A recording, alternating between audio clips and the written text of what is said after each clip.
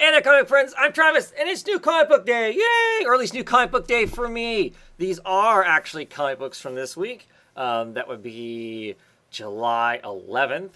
Wednesday, 15 books. One of them is actually a ONG. I mean, it's a trade, but it's not. So this is Wild Ends. This is the third installment of Wild Ends. The Journey's End. This is the end of the story. The first two chapters of the story were put out in singles, and in this they chose not to put it out in singles for whatever reason. I don't know if it didn't sell well enough in singles or what. But so now I'm gonna have to go, if I want a complete set, I need to go buy the trades instead of this, whatever with my singles, but get the trades so I can all set together. So it all looks the same as part of the same collection. But it's a really cool story. You got these, animal people, and they're fighting aliens, and the aliens look like street lamps. It's kind of War of the Worlds-esque. It's set in rural England at the like the turn of the century. The industrial age has just started up, so you've got old-fashioned cars, the occasional machine gun sort of stuff, and you get these great, but it's got ledgers in it. It's got all kinds of wonderful stuff in it. The characters in it are brilliant. There's a woman who's a high anxiety woman who is a writer. There's this old sea dog who was part of the Navy.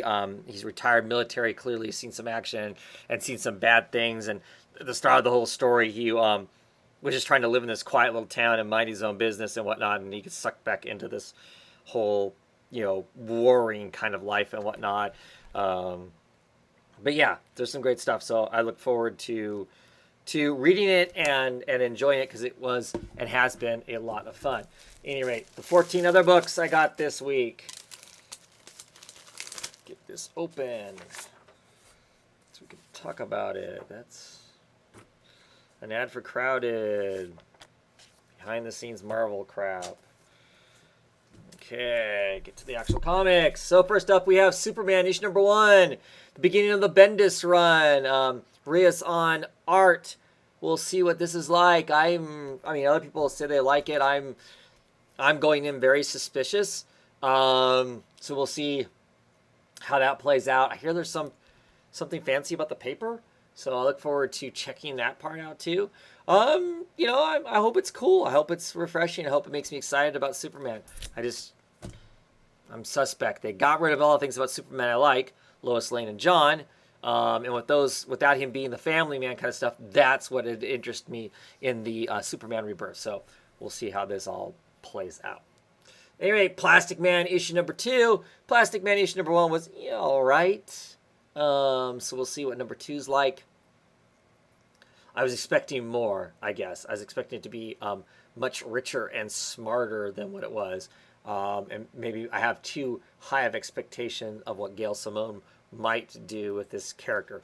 So we'll see with issue 2. It's only a 6-issue miniseries, probably something I stick with unless it just gets really, really bad.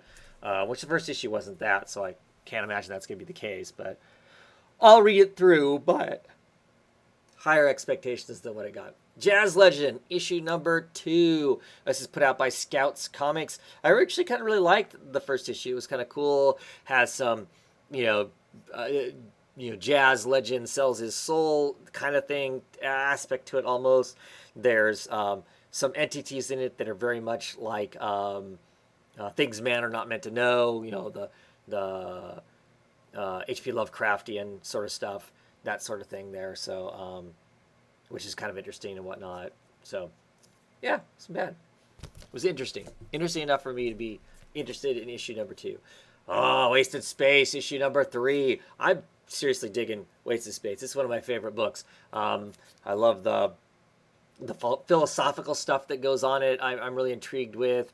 It definitely does have some preacher elements as it kind of questions religion in some sense. It has some Blade Runner aspect to it also, kind of the near dark future kind of a thing. I just really been enjoying the heck of it. I'm really curious to see where all it is going to go. Oh, what's next here? What am I looking at? Oh, this is a variant cover. This is the variant cover of Red Hood and the Outlaws. I'm like, wow, where's all that art? Where's the title at? That's the variant covers for you. Why did I get the variant cover? I have no idea.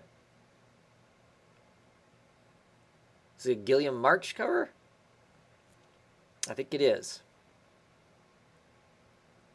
Except her legs and stuff look a little weird. Her face looks kind of the same. I don't know. I think it is. I'm going to waste a few of your seconds. Red Hood and the Outlaws, issue number 24, so I can find out. The Creeper's in this team. What the heck's going on? So is Starfire.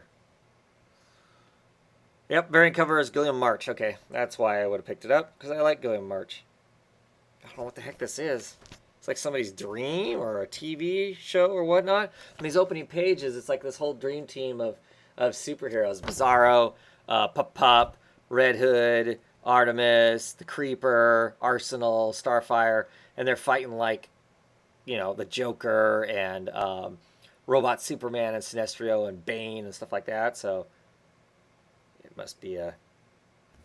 I would bet it's a dream or something like that. Bizarro is probably still doing synthetic kryptonite, tweaking out or something. Anyway, next up we have BPRD, The Devil You Know, issue number, what, 8? Yes. Yes. What's left of the pantheon of hell are starting to take over on Earth. They're courting the old Nazis from World War II and the Russians. What's left of them? And BPRD is going to have to deal with that and deal with the possession stuff and whatnot. So looking forward to that. Black Science issue number 37. As Grant struggles to try and get his family back and beat the incursion throughout the metaverses. And, you know, he doesn't have his superior intellect. So he's just a normal man pushing and struggling against that. So all interesting stuff. Detective Comics 984, second issue of the Hill written book. Get the Black Lightning there. Karma comes to Gotham.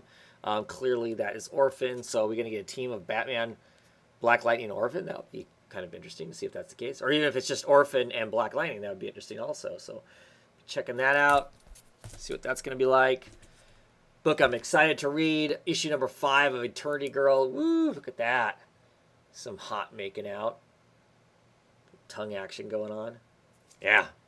I really like this comic. Sonny Liu's art style can change between what looks like a modern comic and kind of like a early 70s, late 60s comic kind of stuff. I really dig all of those aspects of the book. Interesting story about a Eternity Girl. She is the element of forever, basically. The elemental of forever, and she's trying to figure out if she shuts down the entire universe, kills the entire universe, that then she can die herself and be done with the miserable life that she's living right now. And is that really what she wants to do? All interesting stuff. And she has this supervillain who's goading her to do it, and it's still questionable. Is that villain alive, or is it just something in her head? All interesting stuff to me. Once again, it's Isola with that annoying graphic font that I will continue to complain about. I believe that this is issue 4. Super awesome art in this. Fun story, really interesting story of this queen who's been turned into a tiger. She has this soldier that's been protecting her. There's clearly some potential connection between the two beyond her being a soldier who's in charge of protecting her and that sort of stuff. What this curse is, yeah, it's issue number 4. What this curse is that's on the queen, but the art on it is just super gorgeous. There's lots of times where there's not much in the way of words. Of course, I'm showing you a bunch with words, but we get to the queen when she's in her lion form. Looks like there's a lot of potential memory type stuff going on here. But if you get lots of stuff with just the lion, of course she's a lion, she doesn't talk. So it's just quiet. You just get these great lots and lots of scenes of just really interesting stuff. Great visual storytelling without a bunch of words bogging it down. So Cool stuff. Speaking of another pretty comic, Monstrous. We are on, what, issue 18? 18 now, issue 18 of Monstrous.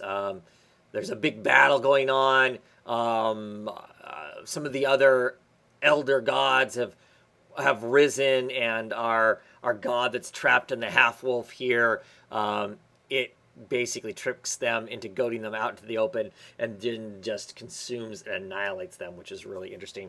And this issue, I was assuming we're going to see what some of the ramifications of that are. So I'm very much looking forward to that. Ms. Marvel issue number 32. Man, it seems like I just was talking about Ms. Marvel in like the last video. It's issue 32, new storyline. Looking forward to seeing what that is all about. Is that Bruno back there? Is that her best buddy? I don't know. Yeah, curious to see that. I like that cover. Curious what it's about. A book I'm really interested in. This is the next of the Berger books. The last was the Hungry Ghosts, the Anthony Bourdain last works by him. So this is the newest book. I think the next one to come out is Seeds, which is the Anicetti and David Aja book. But anyway, this is She Could Fly, issue number 1 of 4. It's a 4-issue book, and it is written by Christopher Cantwell, who's the co-creator of the acclaimed *Halt and Catch Fire* story, whatever. Martin Morazzo from Ice Cream Man also does work on it. I think he's the pencilist on it. I have no idea. Just really intrigued to see what Karen Berger is going to put out. So look forward to reading that and talking about that, since it's a new type book. And issue number 4 of A Resident Alien and Alien in New York, which is the end of this story arc and whatnot. And we're going to see what kind of information or what our alien learns, what John learns about this other alien that walked around and was a street artist and stuff, and his girlfriend. Either good stuff's going to happen next or something really bad's going to happen is kind of where we were left off with the last issue. So always find these really fun and enjoyable. However often they come out, these little 4-issue miniseries or 3-issue miniseries, just really get a kick out of them. So curious to see how this one ends and where it leaves him at for next time. That is it. Once again, there will be a Compound Roundtable tomorrow, unless I'm fast asleep, which I won't be. I will be here to talk some comics. It's actually last week's comics, so we'll be throwing down about Batwoman issue number 50, which I have not read yet. I'll be reading it either tonight or tomorrow. So look forward to chatting some comics. I know Luke's going to be there at least. Gotham Reviews, so we'll see if we can get anybody else on. Anyway, have a great night, everybody, and talk to you next time.